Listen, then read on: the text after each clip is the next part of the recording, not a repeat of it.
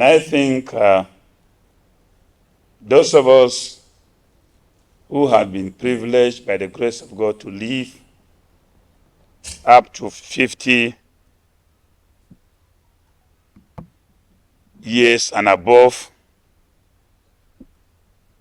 should be ashamed of ourselves. This is because we have the opportunity, we have the privilege of benefiting from the colonial legacy of a good foundation of education for this country. And under our own watch, education had not only collapsed, but education is in a lamentable state. As a person, I sometimes shed tears and blame myself as to why, when I was admitted into secondary school in 1977, my parents only bought a towel for me and a box. Every other thing needed was provided to me by government. And I started signing the first government voucher in my life in secondary school, which was transferred money from school back home. Throughout my years in secondary school, I didn't know the cost of either a notebook, a bureau, or instructional materials. Everything was provided by government. Till date, I find it ridiculous when my children ask me, "Daddy, give me money to buy pen or bureau." Because all I needed to do was to raise my bureau in the class when it finished, and my teacher would supplement it. So what moral justification have I today to stand back and look at what we are giving out today to our children as education? And yet, we are still comfortable.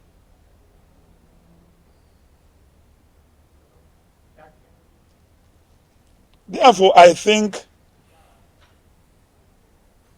we have missed almost everything. And if we are talking about insecurity, the solution is found in the educational system. We can write a lot of books and theories about insecurity. If we do not reposition education into its proper perspective and fund it as it is expected by even international standard, insecurity will remain a permanent blight in Nigeria. I mean, when the educational system was functional, effective, and serving the purpose of nation building, the security challenges we are dealing with today were unheard of. So I guess Professor Femi and all your theories of tycoon, and even asking us to put our hands together for the Indian initiative, is misplaced. The president should vote enough money to education. And before the end of his first term, you will look for this insecurity, you will not find it. I mean, what is the moral justification? Every weekend on the social media, Nigerian political elites celebrate the graduation of their children in foreign universities. And you imagine that the children of the poor who are watching all these things on social media will blame God or blame their mothers for the choice of marrying poor families. I mean, we must be more honest with the issue of nation building and leadership. The Nigerian situation is quite challenging. And I think the new administration and the president should borrow a leaf from late President Magufuli of Tanzania, who became a president and realizing that the economic challenges demanded serious sacrifice. And he canceled all foreign trips, canceled all foreign conferences that has no any economic benefit to the development of the country. Sat at his table, concentrated, and within 5 years, he was able to reposition the economy, build railway lines, build schools, hospitals, roads, before the Lord beckoned on him. So I think our solutions are not found in foreign trips. Our solutions are within, and we must look inward. The Nigerian leadership must look inward. We are not deficient in human resources or manpower to develop this country. We are only deficient in patriotic leadership. So I congratulate the Prof for not losing hope in the country and still writing.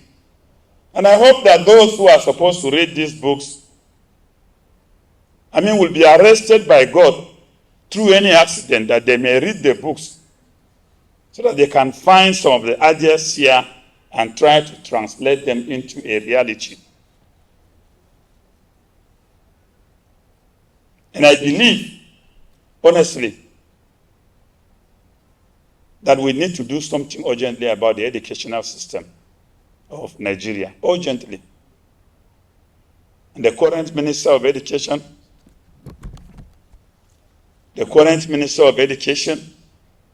who incidentally is from the academics too, will not be infected by the virus of the office and may end up being globetrotting and borrowing obsolete ideas from even countries that cannot be compared with Nigeria to waste another 4 years.